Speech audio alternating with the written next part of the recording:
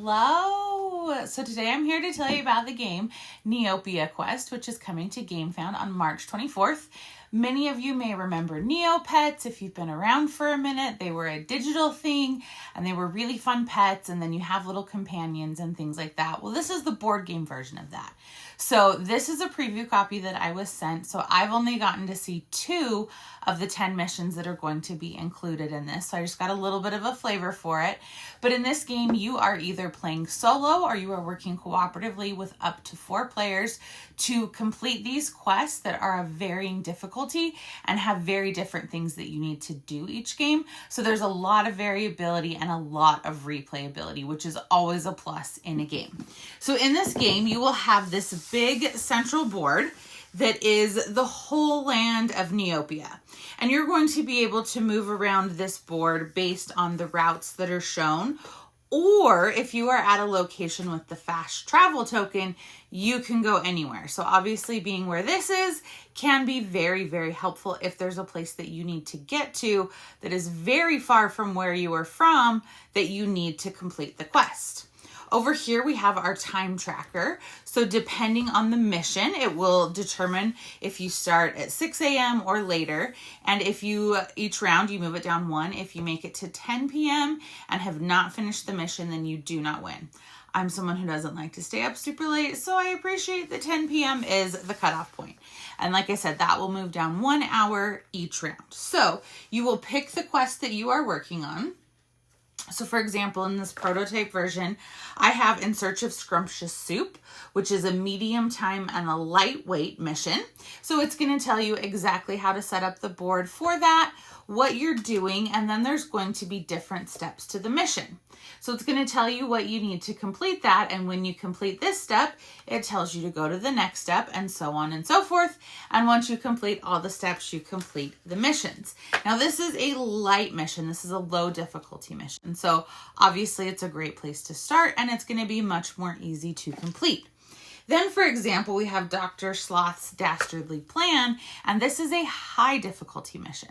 So this one you are definitely going to need to work together far more strategically.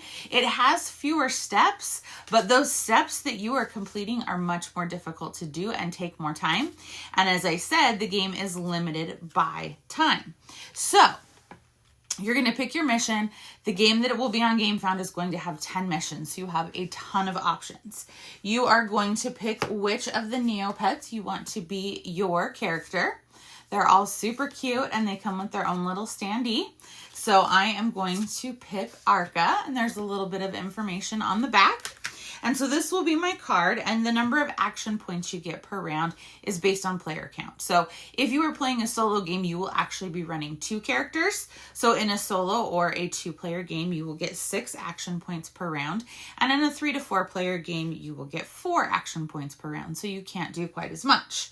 You have a lot of different options of what you can do on your turn, and you have this player aid to show you on a 1 to 2 player game what you can do, and on a 3 to 4 player game what you can do and what the cost of those actions are.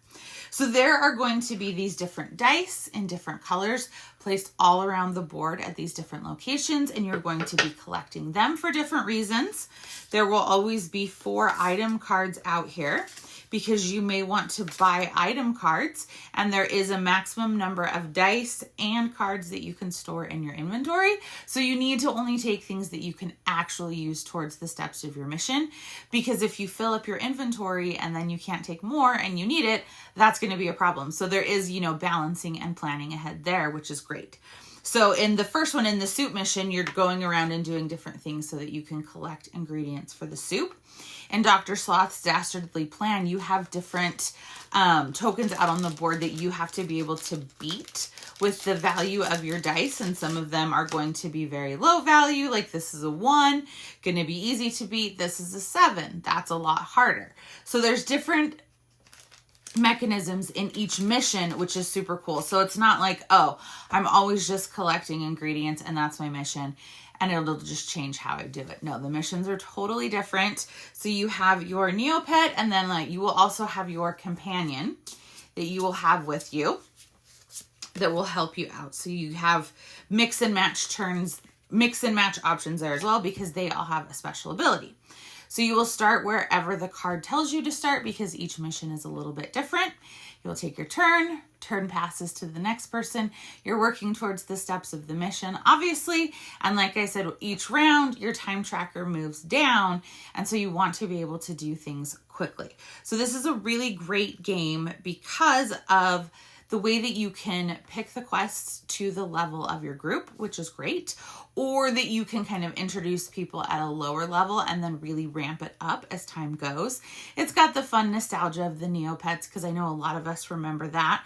And it's a good game. I'm not always a huge fan of cooperative games, but this one I feel like works really well because you can't alpha gamer it.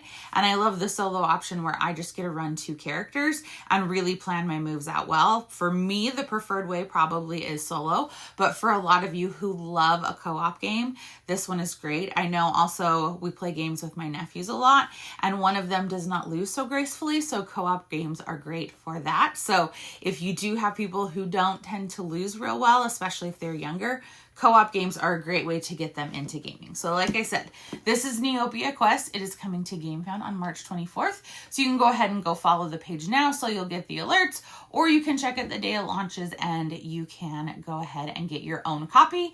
And it will have much more than what I just showed you because this was just a brief prototype that gives you the flavor of the game. So let me know, what do you think of Quest style games? Give me a like and a follow and I'll keep bringing you more board game content. Thanks. Bye.